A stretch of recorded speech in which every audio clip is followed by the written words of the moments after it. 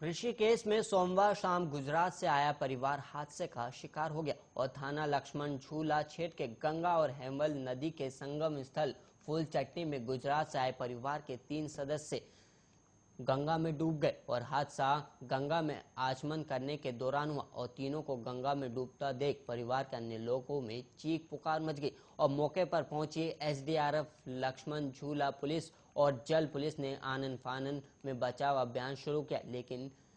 तब तक तीनों का कोई सुराग नहीं मिल पाया था। और लक्ष्मण झूला थानाध्यक्ष वीरेंद्र रमेला ने बताया कि गुजरात के राजकोट से एक परिवार के 6 सदस्य ऋषिकेश घूमने आए थे और नीलकंठ मंदिर दर्शन करने के बाद सभी लोग फूलचट्टी की ओर घूमने चले गए और परिवार के सभी लोग गंगा में आचमन करने रहे थे और तभी बेटी का पैर फिसल गया, जिसमें बचाने के चक्कर में उसके पिता और बेटे भी गंगा के तेज बहाव में बह गए और तीनों के गंगा में बहने से परिजनों में कोहराम मच गया और परिजनों का रो रो कर बुरा हाल है। वहीं अंधेरा होने के कारण बचाव अभियान जारी रहा और युवकों को नदी में बहता देख अन्य दोस्तों में चीख पुकार मचनी शुरू हो गई और मौके पर पहुंची जल पुलिस ने सघन बचाव अभियान कर दोनों पर्यटकों को सकुशल बचा लिया।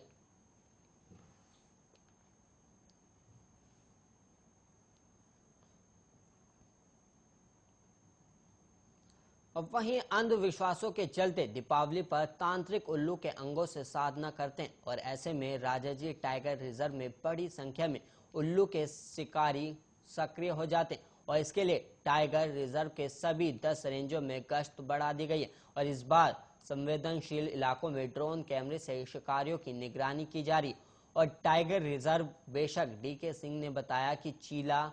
मोतीचूर समेत सभी रेंज में शिकारियों की कड़ी निगरानी की जा रही और शिकारियों को समय रहते धर दबोचा जा सके, इसके लिए टाइगर रिजर्व के आसपास के गांव के ग्रामीणों की भी मदद ली जा रही है और उन शिकारियों पर भी पैनी नजर रखी है जो पूर्व में वन्य जीवों के शिकार या फिर उल्लुओं के शिकार के मामले में पहले गिरफ्तार किए जा चुके हैं। और international union for conservation of nature ने उल्लुओं को लुप्त प्राय श्रेणी के पक्षियों में शामिल किया गया और उल्लुओं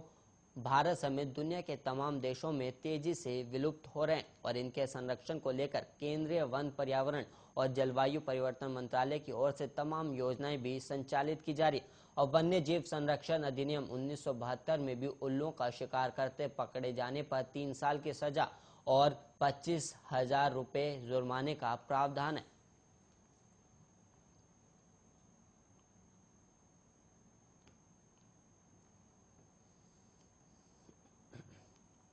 रविवार को देहरादून के चक्राता में हुए हादसे ने सड़क सुरक्षा पर सरकार के तमाम दावों की पोल खोल दिया और इस हादसे में 13 लोगों की जान चली गई और पहाड़ की गुंवादार सड़कों पर हादसों की जांच के बाद सरकार मरने वालों के आश्रितों को मुआवजा तो दे देगी, लेकिन हादसे ही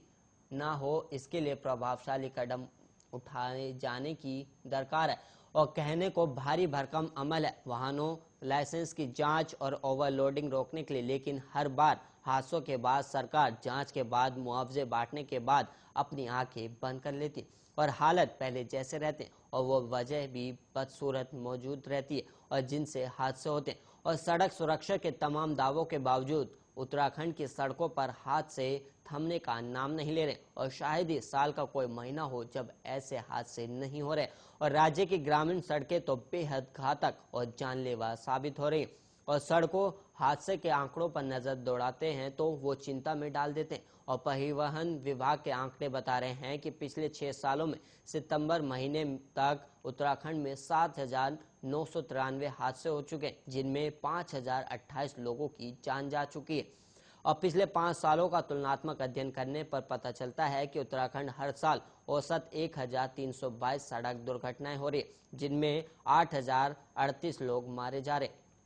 और सड़क हादसे में मारे जाने वालों के आश्रित को 1 लाख रुपए देने का प्रावधान है और गंभीर रूप से घायल को 40,000 और साधारण घायल को 10,000 रुपए देने की व्यवस्था है। और हादसे में मुख्यमंत्री ने मृतकों के आश्रितों के लिए 50-50 हजार रुपए और घायलों के लिए 25-25 हजार की घोषणा की है। साथ इस बुलेटिन में इतना ही। ऐसे ही देश और दुनिया की तमाम खबरों के लिए आप बने रहिए आर्य न्यूज के साथ।